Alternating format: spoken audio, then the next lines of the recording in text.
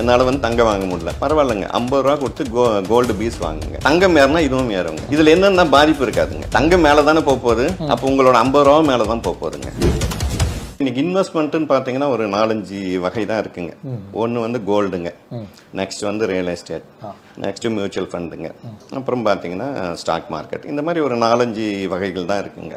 இப்போ ஒரு real estate வாங்கணும்னா ஒரு மிடில் கிளாஸ் போய் டக்குன்னு ஒரு 10 லட்சமோ 20 லட்சமோ கொடுத்து வாங்க முடியாது. 1 லட்சம் 2 லட்சம் கொடுத்து உடனே வாங்க முடியாதுங்க.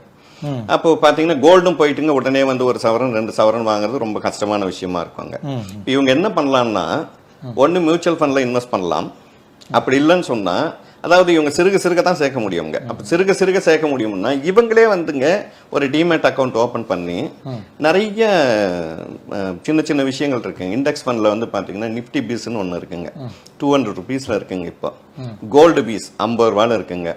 பேங்க் பீஸ்ன்னு ஒரு 400 ரூபாயில் இருக்குங்க. இதில் என்ன அட்வான்டேஜ்னாங்க, என்னால் தங்கம் வாங்க முடியல, என்னால் வந்து தங்கம் வாங்க முடியல, பரவாயில்லைங்க, 50 ரூபா கொடுத்து கோல்டு பீஸ் வாங்குங்க. தங்கம் ஏறினா இதுவும் ஏறுங்க. இதில் என்னென்ன பாதிப்பு இருக்காதுங்க. தங்கம் மேலே தானே போகுது, அப்போ உங்களோட 50 ரூபா மேலே தான் போகுதுங்க.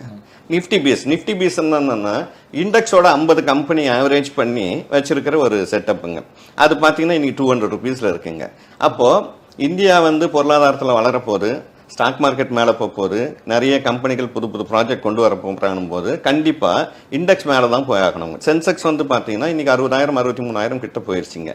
நிஃப்டி எல்லாம் பார்த்தீங்கன்னா 1000 ரூபாயிலேருந்து ஆரம்பிச்சு இன்னைக்கு வந்து 18,000 19,000 போயிடுச்சிங்க. இது 40,000 போகும்போது உங்களோட அமௌண்ட் வந்துங்க பல மடங்கு அதிகமாகிடுங்க. அப்போ இன்னைக்கு 200 ரூபாய் இருக்குது இப்போ இருக்கிறதுங்க, அது 400 ரூபாய் ஆகிடுங்க.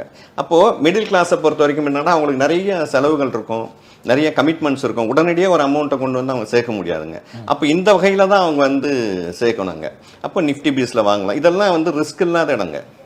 நிஃப்டி பீஸ், பேங்க் பீஸ், அப்புறமா வந்து பார்த்தீங்கன்னா கோல்டு பீஸ் எல்லாம் சிக்கல் இல்லாத இடங்க. ஒரு ஸ்டாக் வாங்கினா கூட அவங்களுக்கு ஏறுமா இறங்குமான்ற பயம் இருக்குங்க, அதை ஃபாலோ பண்ணுறதுக்கு தெரியாது, இந்த மாதிரி விஷயம் இருக்குது. ஆனால் இதில் வந்து அந்த பிரச்சனையே வராதுங்க. அப்போ இவங்க என்ன பண்ணலாம்னா, எனக்கு இந்த மாதம் 200 ரூபாய் கிடச்சிருக்கா, ஒரு 200 ரூபாய்க்கு நிஃப்டி பீஸ் வாங்கலாம். 400 ரூபாய் இருக்கா, பேங்க் பீஸ் வாங்கலாங்க. 50 ரூபா தான் இருக்கா, கோல்டு பீஸ் வாங்கலாம். இப்படி கொஞ்சம் கொஞ்சமாக தான் சேர்க்கணுங்க. சிறுக தான் நம்ம வந்து சேர்க்க முடியுங்க. அதே மாதிரி பார்த்தீங்கன்னா இப்போ நிறைய பேர் வந்து பிஸ்னஸ்ன்னு ஆரம்பிக்கிறாங்க. மிடில் கிளாஸில் இருக்கிறவங்க கூட பார்த்தீங்கன்னா எங்கேயாவது கடன் வாங்கி அதை வாங்கி இதை வாங்கின்னு பிஸ்னஸ் ஆரம்பிக்கிறாங்க. என்னோட அனுபவத்திலேயே நான் 2-3 பேரை பார்த்துருக்கேங்க. பட் உனக்கு தெரியாத பிஸ்னஸில் கால் வைக்கக்கூடாதுங்க. எப்படிங்க, இன்னைக்கு பேங்க்ல லோன் தராங்க, ஏதோ ஒரு இடத்துல வந்து லோன் வாங்குறீங்களா, கடன் வாங்குறீங்கன்னா, இப்போ நம்ம ஏற்கனவே பிரச்சனையில் இருக்கோம், ஒரு தெரியாத பிஸ்னஸில் போய் நம்ம வந்து இன்வெஸ்ட் பண்ணக்கூடாதுங்க.